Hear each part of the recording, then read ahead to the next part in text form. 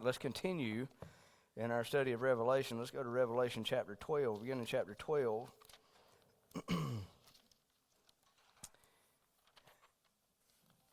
Revelation chapter 12. And we'll look at maybe about 5 or 6 verses here in this particular chapter. A lot of information. I can't give you all this information in one session. But there is a lot of information here. And I do want us to remember where we are here. Remember, we've gone through the 7, seal judgments. The seals, right? The 7 seals have been broken. And then within that 7th seal, there were 7 trumpet judgments. And we've gone through these trumpet judgments. And now we're in between the 6th and 7th trumpet. I believe that's right.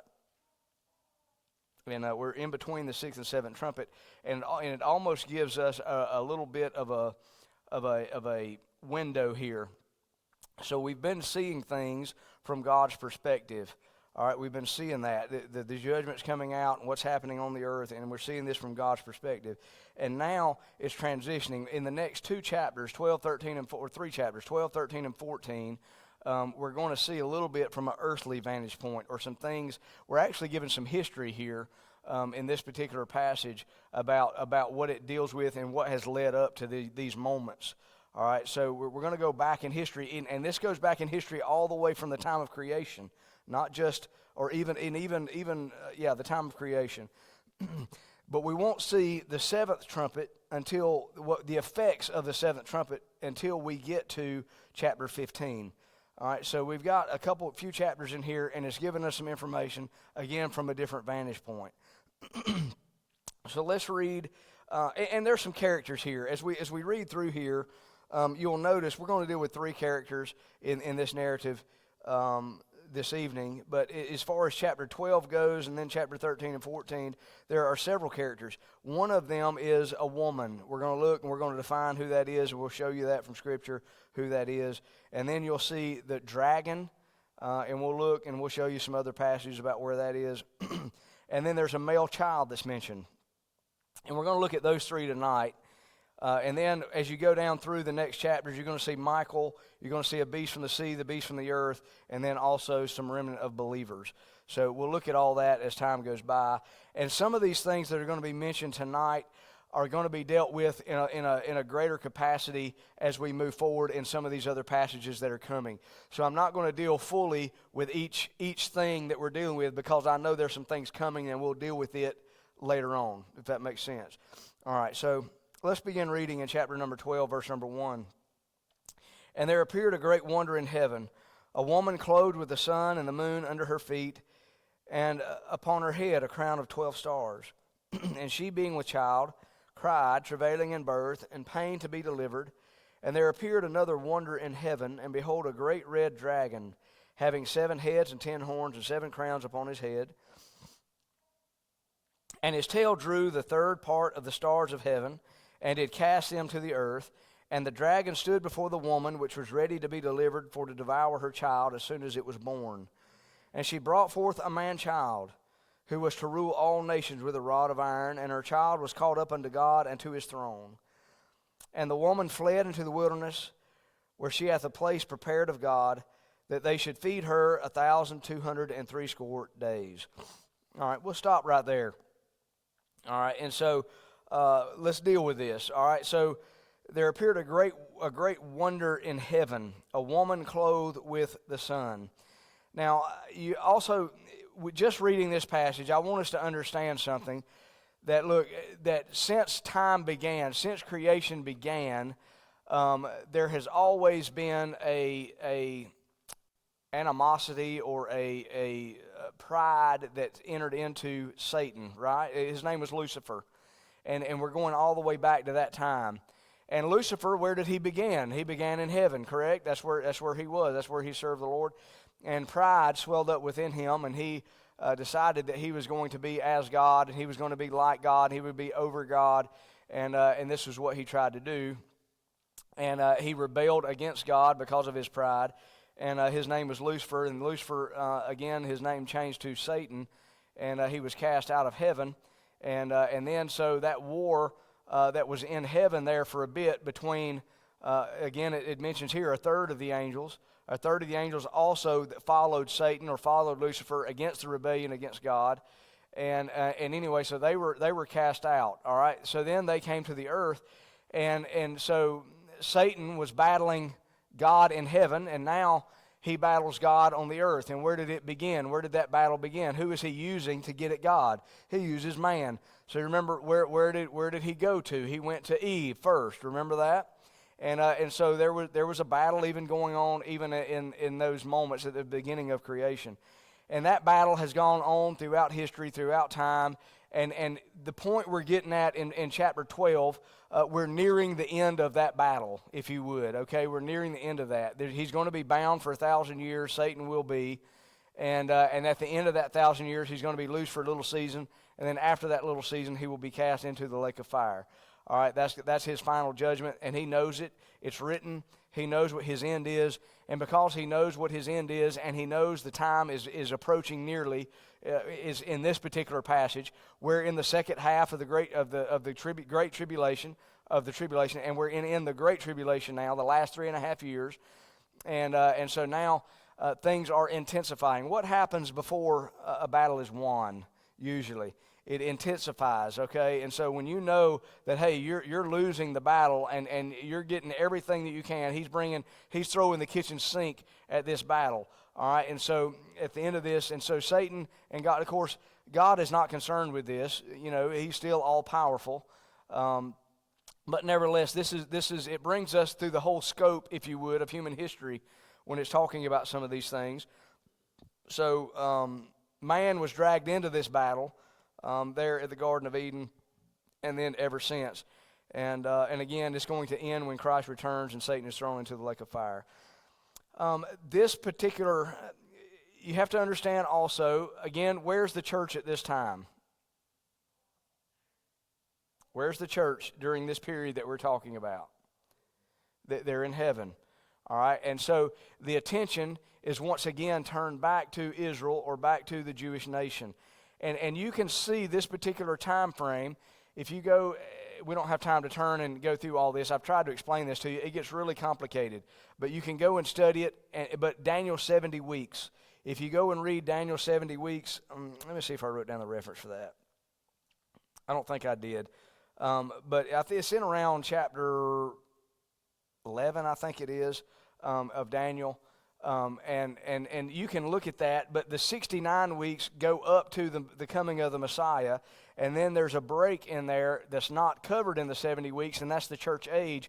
But then that last week or that last 7 years that is mentioned, it has to do with this particular time that we're dealing with. It has to deal with the tribulation period. And this is actually called the time of Jacob's trouble. This is what it's called. Israel has had trouble ever since its existence, ever since God has said, look, I'm going to do something with Israel. I'm going to, do you remember when I'm getting ahead of myself a little bit, but do you remember when Satan or the serpent caused or was the catalyst for the sin entering into the world with Eve and Adam? You remember that? And there were curses that were handed out.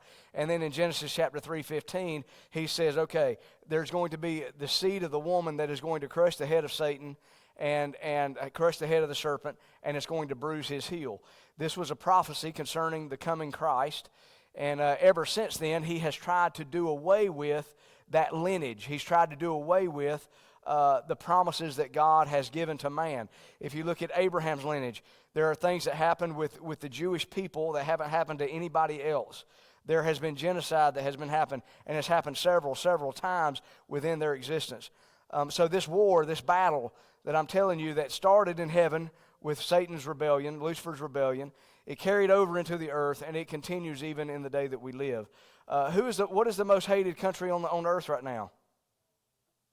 I mean, this is proof, okay? This is proof that what I'm telling you is true. And so Satan tried to destroy the paradise of heaven. He mutinied against God and among the angels. And then he destroyed the paradise on earth. And again, it was the mutiny against God among men. And again, this long war is now about to have closure. All right, we're getting close to the end here, and it's coming to a close. So the first character, let's go to verse number 1. And there appeared a great wonder in heaven. And you will see it mentions the word great 3 times in this particular chapter. Verse number 3, it mentions a great wonder. Verse number 12, it mentions great wrath, verse number 12. And then also verse number 14.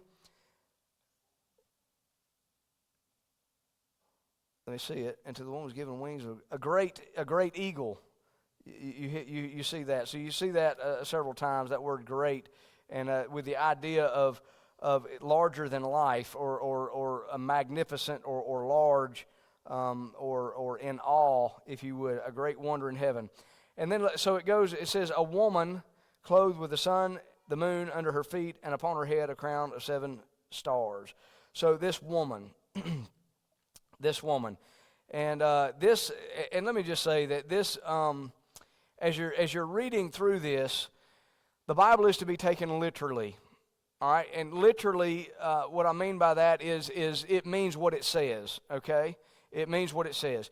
There are several times in the Bible that it will tell you that it is giving you an illustration or a picture or a symbol. All right, it tells you that. And so this particular time is something that is a symbol that God has given us, but it represents a reality. All right, it represents a reality of something that He is trying to convey. And this particular woman here is a symbol. God has used this already in this book. In chapter 2, verse number 20, it talks about Jezebel. Now, it's not talking about the specific woman Jezebel in that particular passage. It's talking about the spirit of Jezebel, or the spirit of rebellion. And it's talking about it within a certain church, Jezebel. In chapter 17, it talks about a scarlet woman. This is in Revelation. And it's talking about harlotry or adultery, the scarlet woman. Again, that is not a specific name we're given there, but it's talking about the apostate church. And then also in Revelation, it talks about the wife of the Lamb. Now, who is that referring to? It's not referring to a specific person, but who is the wife of the Lamb? It is the church. That's in chapter 19, verse number 7. And here we have another woman that is a symbol, not of a specific person, but of a group of people that is symbolizing something. And this particular woman here is Israel. All right? This is the main nation. This is the main character of the story of really the Old Testament. And as we get into the book of Revelation, these are the main characters here, is Israel. If you remember, what was Israel looking for when Jesus came? They were not looking for the kingdom that He wanted to set up, the spiritual kingdom that He wanted to set up. They were looking for a ruler. They were looking for someone who was going to overthrow the yoke of bondage that Rome had them under. It was by force that they were looking for a leader that was going to come in by force and liberate them, physically speaking. But that is not the type of kingdom He was coming to set up. He was coming to liberate them spiritually. But as we're looking at this, when the Lord Jesus Christ, we're on the threshold of His return. All right, I'm talking about His second coming, where He is actually coming back to establish His throne, physically speaking, and to rule with a rod of iron. He's coming to do that. And the Bible tells us that every eye is going to see Him, and they're going to look on Him whom they pierced. And so they're going to recognize who this is, and they're going to recognize who Jesus is, and they're going to recognize that He is the Messiah, and this kingdom is coming in, is going to be established, and they're going to place their faith in Him and trust Him at that time. And He's going to make Himself known to them and prove Himself to the world. And again, because of that, and because what God has done through Israel, Satan tries to thwart this or to undermine this at every turn. All right, so let's look at a couple things about this woman. It says here, let's look at her clothing. It says, a woman clothed with the sun and the moon under her feet, and upon her head a crown of 12 stars. So what does all this mean? What does that mean? Well, let's talk about the sun for a moment. This has to do with the glory, all right, the brightness and glory. All right, so when you think about all that God has done with Israel over the course of history. What has God done with Israel? Let's go way back. Let's go way back into antiquity, into ancient times of Israel, when Israel was being formed as a nation, and think about all that God did for them, and think about how He led them, out of Egypt with a mighty hand. They crossed the Red Sea. They were in the wilderness. They formed the tabernacle, and within that tabernacle, they had the Holy of Holies, and within the Holy of Holies, there is where the presence of God was. And it was through the Israel that God was making Himself known, or to Israel God was making Himself known, and through Israel He was trying to make Himself known to the world. You remember when they crossed the Jordan River? They had been in the wilderness for 40 years. They had crossed the Jordan River, and you remember when the spies went in to spy out that land, and they went to Jericho, and you remember they ran across Rahab. Remember her? And the report that was given was that the people faint because of you, because we've heard about what God has done for you. And we've heard how the God of Israel, how great He is and how powerful He is. This is what He wanted to do with them. He wanted to make Himself known to Israel and through Israel to the rest of the world. And that's what He wanted to do. Now, who hates that? Satan hates that. So he's trying to undermine that at all costs. So the Son has to do with glory and the presence of God being on Israel. There's never in human history, I want you to think about this, never in human history where a nation has fallen and then it has risen again with the same name. If you remember, Israel no longer was a country for many years, but then in 1948, I believe it was reestablished as a nation. That has never happened before. And this is almost like God putting His stamp of approval, saying, hey, my promises are still true, and I'm still going to do something with you, and I still have plans for you, and look, here I am. And if you go and look at even some of the things, we're not even reading in the Bible right now, but the 6 Day War, how many's ever read stories about that? Nobody. Okay, look, you need to do this. You need to research this. It was the 6 Day War, and this happened after Israel became a nation once again. And look, all the Arab world was closing in on Israel once again. I mean, they had a coalition of nations that were pouring down, and they were with the goal and the intention of annihilating all Jews and to reclaim the Jewish land and to overthrow the regime, to do away with it. And to eradicate them once again. And go and read that story about things that happened. I mean, there were tanks rolling across the desert that all of a sudden quit. The Egyptian Air Force was destroyed. I mean, completely destroyed before they could ever take off. I mean, there was all sorts of things that happened. And I believe, you can believe what you want, but I believe that was God saying, hey, Israel, you're still mine, and I'm still here, and all the promises that I made to you is going to come to pass, and I want you bear my name, and I'm still your God, and you're still my people, and therefore I'm going to show the world who you are, and my glory is basically going to shine through you. Now, so that has to do with glory, the Son, God's presence, and you can see that over time and over many, and we can go to Bible stories as well when that happens. So we see that, the sun. And then we also see the moon, and that has to, now there's some similarities here with a vision that Joseph had. How many remember that vision? Do you remember the vision? Before he was thrown into the pit, he had a dream. He had a dream that the sun, that was the Father, the moon, that was his mother, and the stars, they were going to fall down and worship him. Remember the story. And there's some similarities here.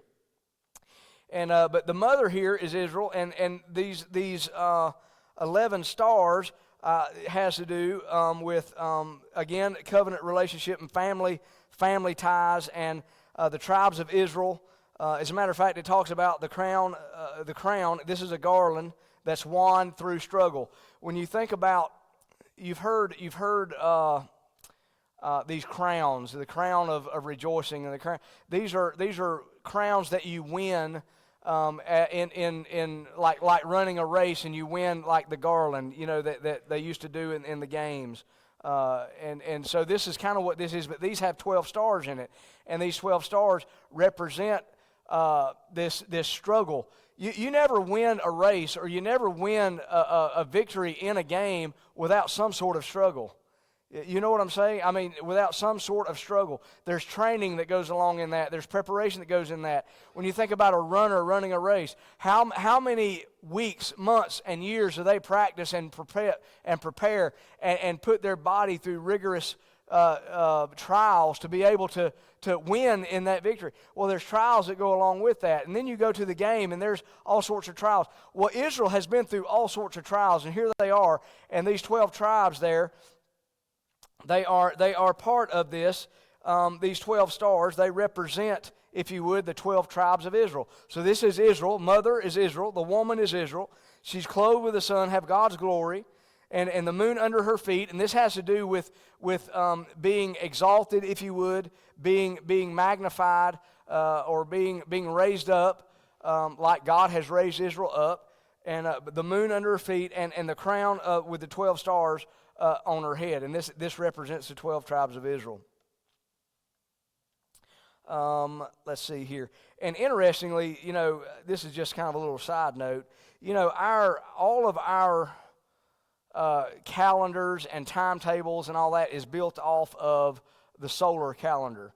All right, but the Jewish calendar was built off of a lunar calendar. And so this has to do with moon, and I think some of this can do with some of the festivals and feasts that aligned with some of the lunar cycles and all those type of things. So anyway, so who does the woman represent? It represents Israel. Verse number 2, and she being with child, travailing in birth, and pain to be delivered. If you remember, this is a reference also. Do you remember all the way back in Genesis 3, because part of that curse? What was part of that curse? There was going to be pain in childbirth. Remember that? And the other one was that, look, that her seed is going to go against Satan's seed and is going to crush Satan's head and bruise his heel. So look, there is a child that's going to be born. And here she is travailing in birth. Where is this child that was going to be born? What line was it going to come through? What line did the Messiah come through? That one that was going to crush Satan's head and bruise that seed's heel? What line was it? It was the line of the Jewish people. It was the line of Israel. All right, so this is where he comes from. This Abraham, Isaac, Jacob, so on and so forth, and you keep going down, you finally get to Jesse and David, and you keep going on down, you finally get to Joseph and Mary, and then the Messiah comes. And so this was, again, a prophecy about where the Messiah was going to come from. But again, she being with child, travailing in birth, and pain to be delivered, and there appeared another wonder in heaven. And behold, a great red dragon. Now, who is this great red dragon? He is called a dragon 13 times in Revelation, and before this, he's called a serpent. Let's see here. Red has to do with bloodshed, but let's look at verse number 9 of chapter 12. And the great red dragon was cast out. Look what it says. That old serpent called the devil and Satan, which deceiveth the whole world. He was cast out into the earth, and his angels were cast out with him. So when we back up to verse number 3, there appeared another wonder in heaven. Behold, a great red dragon. Who is this great red dragon? It is Satan. That is Satan himself. That's who it is. And that red, that descriptive term red there, that adjective, it does have to do with bloodshed. All right, I'll talk more about that in just a minute. But let's go, and it says, having 7 heads and 10 horns, and 7 crowns upon his head. Now, the 7 heads, it has to do, we're going to get more into this when we get into chapter 17, but let me just say this is what this is. It will suffice to give you this. All right, the 7 heads have to do with 7 kingdoms. All right, that's what that does. So, again, he is orchestrating the final battle. You got one to go against God, and Satan is. And he's within this 7 kingdoms that is being raised up under his power. And then it also has 10 horns here. Now, there are 10 kings within those 7 kingdoms.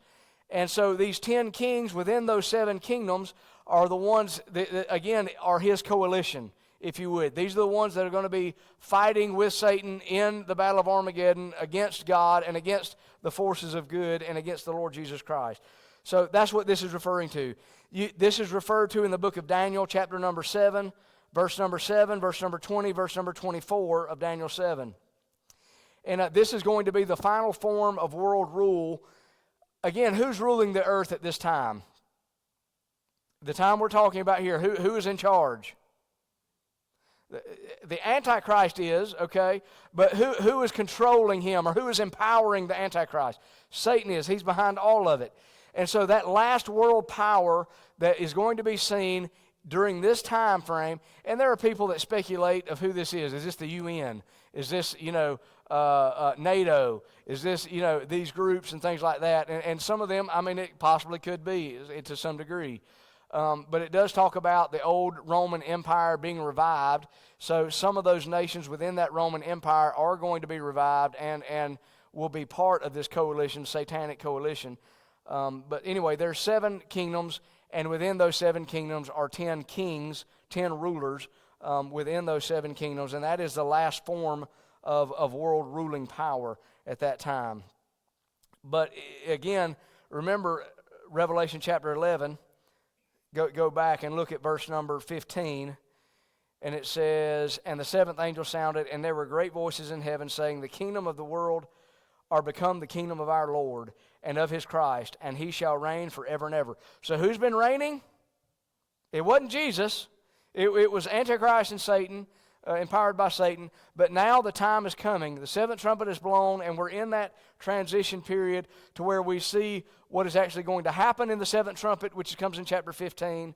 And we're seeing kind of an interlude here, and it's giving us some basic information. All right, so again, the Lord is returning to reclaim his throne. And it talks about red. Let me just mention that a little bit. Go to 1 John chapter 3.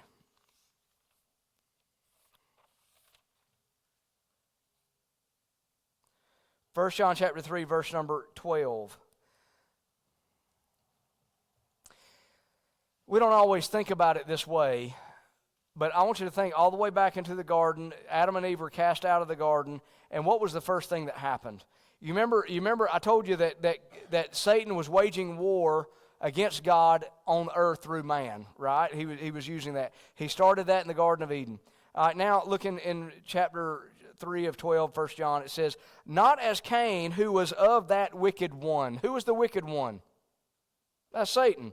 So Cain was of the wicked one, and slew his brother. And wherefore slew he him? Because his own works were evil, and his brother's righteous. So what was Satan trying to do? Remember the promise of Genesis 3:15? Man, there's going to become one, and he's going to crush your head. So what is he trying to do now? He's trying to eradicate that lineage. He's trying to eradicate anything that would undermine his power and his authority, and that would thwart God's power and God's authority. So what did he do? He did Adam and Eve, and then who was the next one? He got into Cain and Abel. Again, Satan was behind a lot of this, okay? Let me give you a couple others. You remember, I don't have time to go to all these verses, but just bear with me here. What about Pharaoh? Let's go back to the time when the Jews, the Israelites, were in bondage in Egypt, and Pharaoh looked across and he said, "Look, these Israelites are getting too numerous. We got to do something about this. They're going to soon be overpowering us." They would have the ability to do so. So this is what he did. He said, "Okay, midwives, I want you to go, and the midwives are helping these Israelite ladies bear children. If it's a boy, I want you to kill it. If it's a girl, you can let it live." Well, and then the midwives, what did they do? They went and lied about it and said, "Look, man, these Israelite ladies, they're so vigorous, man, they're so strong, they're having the baby before we get there, and so there's nothing we can do." All right, so then he made a decree that, look, okay, now we're going to kill all the male children from 2 years old and younger. Remember that? Moses was part of that. Remember the story? So Moses' mother, Jochebed, put him in the ark of bulrushes. Remember that? Sent him down the mile and said, "God, spare him if you would. I'm putting him into your hands. I'm trusting you." And who found him? Pharaoh's daughter, and we know the story. All right, so again, but there was a time when the killing of those children, what was behind all that? Who was behind all that? Do you see this battle that's been going on? And then you keep going. Do you know there was a time, go read 2 Chronicles 21 and 22, where the Messianic line was down to one child. Think about that. And Satan was doing everything he could to eradicate that lineage, to destroy, or try to undermine God's plan. And it was down to one child. If he had killed that one child, then that lineage would have been broken. And you keep going. There was other times, you remember when Haman, in the book of Esther, he tried to kill all the Israelites. You remember that? Remember the story? And God spared them. And Haman ended up swinging on his own gallows. We can fast forward a little bit. You remember Herod, when Jesus was born. Remember that? All the kids 2 years and under, they're going to be executed. And they did. And they fled into Egypt. They were warned. God warned them. And they fled into Egypt. And so you see this battle going on and on. Again, 1/3 of the angels rebelled with him. Let's go down. Verse number 4. And his tail drew the third part of the stars of heaven, and it cast them to the earth. And the dragon stood before the woman, which was ready to be delivered, for to devour her child as soon as it was born. So, we know who the dragon is. And again, he was making every effort that he could to wipe out the lineage, all the way up to the time Jesus was born. By the way, you can keep going in human history. This is not biblical, but even in human history, there were times where I think some of the fires that would break out into a city, who would be blamed for that? The whole cities would burn, and the Jews would be blamed for it, and they'd be rounded up and done something with. All right, you go to that Holocaust, 6 million Jews eradicated. Who's behind all this? All right, now we look at the Arab nations who have basically taken up arms against Israel and against God's people. Who is behind that? I mean, you see it all the way from the beginning of time, all the way to the time we are now. And that battle is still going on. And this battle where we're looking at in chapter 12, it's about to come to an end, okay? And but it's intensifying as we have increased, if we have gone through time. So, and now Satan is there to try to devour her man-child, and that is basically to kill the man-child, or to kill the Savior, or to kill. Now, we do understand that there were several times that, let me see if I wrote these down.